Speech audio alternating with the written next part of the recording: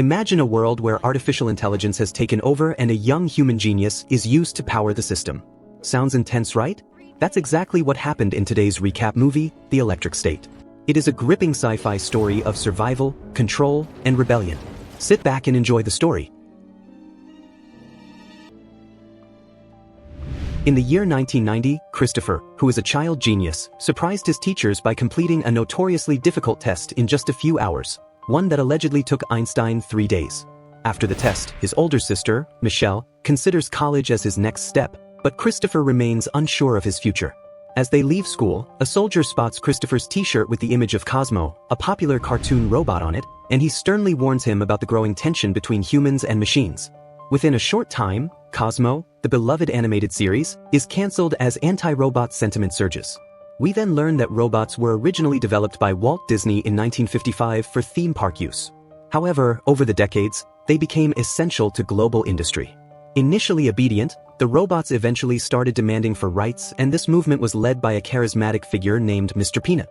Peaceful protests soon turned into violent confrontations when negotiations failed. The war proves catastrophic for humanity, and one of the soldiers, Sergeant John, explains the grim reality that the robots don't eat, sleep, or get tired, making them nearly impossible to defeat. However, after 2 years of numerous human losses, hope finally arrives in the form of Ethan, the founder of Center Technologies. He created the Neurocaster, a device that links human minds to drone bodies, and this eventually created a balance on the battlefield. And within 2 weeks, humanity claims victory. Colonel Bradbury becomes a war hero, and Mr. Peanut formally surrenders in a treaty signed alongside President Clinton and Ethan. Days later, over 6,000 robots are imprisoned in a remote desert facility known as the Exclusion Zone. In the aftermath of the war, Ethan releases a consumer version of the Neurocaster, allowing people to divide their consciousness, part for work, part for leisure. By 1994, society was transformed. In the meantime, Michelle, who is now in foster care, quickly scrambles to hide her escape tools as her foster father Ted enters her room using a Neurocaster. He tells her that no matter how hard she tries, she will never get away from him.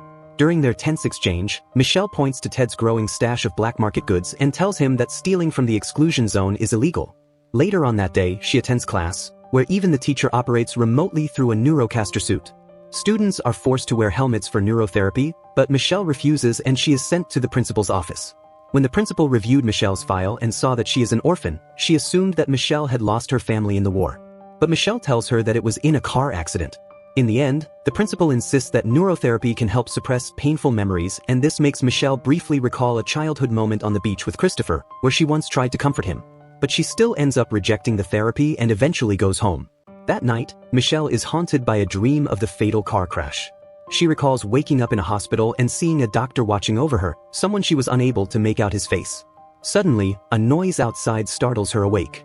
When she looks out the window, she spots a shadow moving in the yard. So she grabs a flashlight and cautiously steps outside. As she scans the darkness, she catches the reflection of an eye in a glass bottle. But before she can react, the table crashes to the ground. Now terrified, Michelle rushes back inside and slams the door behind her. She desperately tries to warn Ted about the intruder, but he is too engrossed in the Neurocaster world to notice. As the intruder finally breaks in, Michelle scrambles to hide under her bed. However, she soon discovers that the intruder is not human, it's a robot. It effortlessly lifts the bed and exposes Michelle. The robot has a Cosmo face, and while still terrified, Michelle runs to a corner of the room while the robot uses gestures to indicate it has been looking for her. The robot is unable to speak and opens its head panel, signaling for Michelle to fix its voice circuit. She eventually discovers that the robot can only produce a few pre-recorded phrases. Then suddenly, Cosmo grabs a picture of the siblings and repeatedly points between himself and Christopher, trying to imply that they are the same person. Skeptical, Michelle yanks the photo from Cosmo's grasp and pushes him away, causing him to crash into the shelves. The loud noise jolts Ted out of his virtual reality.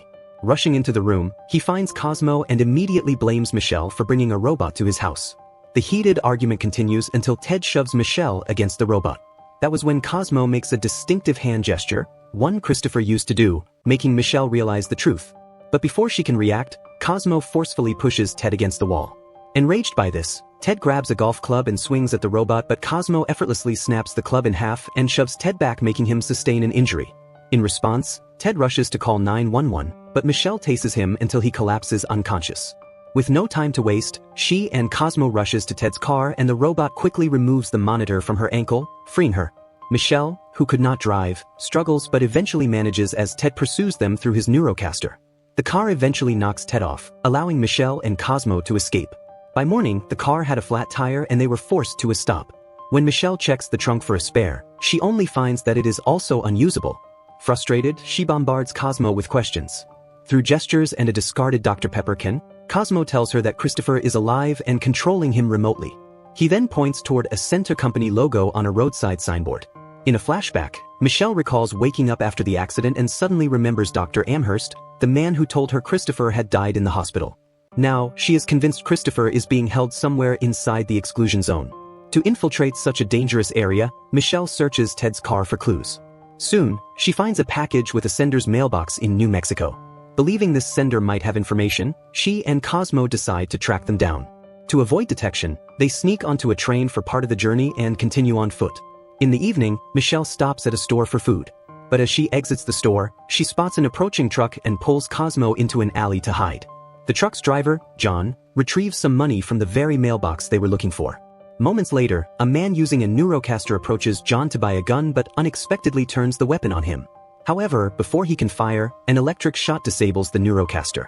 John's robotic partner, Herman, was responsible and the two soon began discussing salvaging the machine for parts. Taking advantage of the distraction, Michelle and Cosmo sneak into the back of the truck. Meanwhile, Bradbury stumbles upon Ted's abandoned car and takes a cue from there. The following day, John's truck arrives at an old mine near the exclusion zone. As John and Herman unload their latest acquisitions, they remain unaware that Michelle and Cosmo are hidden inside one of the cargo boxes. As John and Herman argue intensely over missing cables, Michelle uses the distraction to sneak around. However, Cosmo accidentally activates a singing fish and that exposes their location. John and Herman quickly surround them and demand why they were there. Although Michelle insists she only wants a guide into the exclusion zone, John was not convinced. But before they could argue further, there was movement in the elevator. Realizing someone might have followed them, the entire group scrambles to hide. When the elevator opens, it reveals Bradbury, the famous member of the Robot Deactivation Task Force. He immediately declares that the facility is now under their jurisdiction and orders John and Michelle to surrender. When John attempts to pass Michelle off as his sister, Bradbury immediately recognizes her and places her under arrest. However, Herman acts fast and fires his electric beam at Bradbury, but Bradbury sees it coming and grabs John as a shield. He then retaliates and unleashes gunfire that tears through the room as the group scatters for cover. When he corners the robots, Michelle makes a bold move, hitting his arm with a fire extinguisher. But Bradbury effortlessly disarms her and crushes the extinguisher, which fills the space with smoke. Seizing the opportunity, Michelle claps her hands and turns off the lights. Suddenly, the silence breaks as the fish decorations start singing and their sounds catch Bradbury's attention. In that brief moment, John seizes the opportunity and opens fire on him, but the bullets bounce harmlessly off Bradbury's armored frame. Without hesitation, Bradbury breaks John's weapon and grabs him by the throat. See no way out, Michelle and Cosmo are forced to surrender. Then, Bradbury tosses John aside and advances toward Cosmo as he declares that he's been marked for deactivation. But just then, Herman activates a towering crane claw and as it descends, it pins Bradbury down. As he struggles to free himself, the group wastes no time as they climb into a mining cart to escape. But as John fumbles with the keys, Bradbury breaks free and fires at them, sending the cart crashing. He immediately zeroes in on Cosmo again, only to be intercepted by Herman. As the two robots clash, Michelle spots a bulldozer and slams it into Bradbury, pinning him once more, but this time, against the wall. This violent impact triggers a collapse, burying Bradbury under the mountain rubbles of the mine. Although the group escapes outside as John watches in horror as his home is destroyed. Overwhelmed with anger, he lashes out at Michelle, but their argument is cut short by strange sounds. So, they quickly hide in a cave as they spot scavenger robots combing through the ruins. Moments later, John sees an opening and sneaks up on one of the bots. After destroying it, they proceed to John's garage. Inside, he retrieves a van and a powerful mech suit built for Herman. After a tense exchange, Michelle eventually convinces John to help her. So, the group sets off, Michelle, John, and Cosmo inside the van, which Herman now carries with his upgraded suit. As they enter the exclusion zone, Michelle is horrified by the endless field of destroyed robots all around them. John reveals that during the war, Herman once spared his life, choosing compassion over orders. And that moment had changed everything for them. In the meantime, Ethan, who is inside a high-tech facility, relives a memory with his deceased mother using his neurocaster. However, the device malfunctions and forces him to shut it off in frustration. He then turns to his scientists, demanding answers. they hesitantly reveal that Christopher has escaped and that if he isn't found by Friday, the entire company will collapse.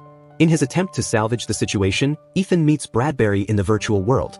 He is aware that Cosmo is on Bradbury's target list, so he proposes a deal. Instead of handing him over to the authorities, Bradbury will deliver Cosmo to Ethan's company. In the meantime, in the mine, Bradbury's neurocaster is activated once again and goes after Cosmo. Back in the desert, the group debates whether to enter an abandoned mall in search of food, but before they could decide, a robot spots them and throws a refrigerator at the van, shattering the front window. As chaos unfolds, Herman attempts to flee, but he is struck by the flying debris, causing him to fall. The van eventually flips over, and the group is immediately surrounded by robots as they are captured and taken inside the mall. At the mall, the captives discover a society of robots, ranging from entertainment models to common household appliances. Even a massive robot moves outside, observing them through the windows. Soon, Mr. Peanut appears and apologizes for their abduction and explains that the robots had mistaken them for dangerous scavengers. So, Michelle seizes the opportunity to ask about Dr. Amherst. Peanut confirms that Amherst once visited but was swiftly thrown out. He also reveals that Amherst holds a PhD in human-machine interaction, though his current whereabouts remain unknown. So, Michelle insists on resuming her search immediately, but John warns her of the dangers lurking at night, and eventually convinces her to wait until morning. That night, Michelle reminisces about her last Christmas with her brother, Christopher. The painful memory of how little she saw him after he left for college brings her to tears. In an attempt to comfort her, Cosmo played an old cartoon they used to watch together. As the show plays, more robots gather around, turning it into a full-blown watch party. Later on, as the group sleeps, a male robot suddenly arrives, calling out for Christopher. Cosmo takes the delivery of the postcard and sees that it was left behind by Amherst. The card contains an address and a note instructing Cosmo on how to meet him. However, the location lies deep within scavenger territory, meaning they need a plan before proceeding. Peanut, having overheard their dilemma, introduces them to a malfunctioning training robot designed to teach combat techniques. While its erratic behavior raises concerns, it quickly proves its usefulness by demonstrating high-speed projectile attacks. The following morning, Bradbury reaches the exclusion zone just in time to see the group leaving the mall in Peanut's car. The journey takes them through the day, and by nightfall, they arrive at an abandoned amusement park, which is the location of the address. Soon, Michelle sees lights emanating from one of the attractions, indicating potential activity. However, before they can go to investigate, a giant clown head springs to life, and strange robots emerge, forcing the group to run away from the monsters. They fire at the approaching threats while sprinting towards the supposed shelter, only to discover the doors are fake. As the robots close in, bright lights suddenly flicker on and music starts playing through the speakers, and fire erupts from statues. The terrifying display causes the attacking robots to retreat in fear. Suddenly, a trap door beneath the group activates, sending them sliding into a hidden tunnel. Deep underground, they finally come face to face with Amherst. His eyes light up at the sight of the postcard in Cosmo's hand. Before he can speak, Michelle pushes him back and demands answers about Christopher. In the end, Amherst confesses that Christopher is being held at Center's labs in Seattle. He explains that after the accident, the MRI machine had detected something unique about him, something that made him invaluable to winning the war. So, Amherst had allowed Center to take Christopher while he had fabricated the story of his death to Michelle. To prove his claim, Amherst activates a computer, playing a video of an experiment in progress. Christopher had been in a coma for months, and doctors believed his condition was irreversible. So, in a desperate move to save his mind, they had connected him to the neurocaster network, which was specially designed to enhance brain function. Amherst wasn't proud of the decision, but he believed it was necessary to preserve Christopher's consciousness, and, ultimately, to save the world. Without this intervention, Christopher would have simply wasted away in the hospital bed. 13 months into the experiment, something unexpected happened. Christopher woke up. Dr. Amherst, who was fully aware of the danger this posed, tried to disconnect him, but Ethan had his own sinister plans. So, he had threatened Amherst's life, forcing the doctor to flee.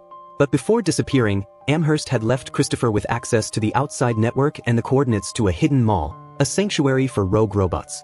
After hearing Amherst's confession, tensions boiled over for Michelle and John, and he hit Amherst to express his feelings. But before things could escalate further, Bradbury arrived. He blasted his way into the facility and descended into the underground, but there, he found it empty. Suddenly, the power cut out. In the pitch-black chaos, Peanut ambushed him, slamming Bradbury into an electric grid. The surge temporarily disabled his neurocaster, forcing him to drop his weapon. Still, Bradbury managed to overpower Peanut as they continued to fight. Meanwhile, the group's escape was cut short as soldier neurocasters descended from above and demanded that they surrender. But the training robot responded as he fired projectiles that shattered the enemy units. While watching from his office, Ethan ordered his men to capture Cosmo and kill anyone who resisted them. As they continued to fight and more danger closed in, Amherst reappeared, gunning down the attacker and leading Michelle and Cosmo to a cover while John and the robots held the line with makeshift weapons. Meanwhile, back underground, Bradbury tore off Peanut's hat, accusing him of breaking the treaty. So, as punishment, he vowed to destroy his mall. Moments later, Bradbury emerges and starts firing indiscriminately and causing havoc. Seeing no way out for them, Amherst stepped up to confront him. But when Bradbury hesitated to shoot, Ethan seized control and he used another neurocaster to shoot Amherst.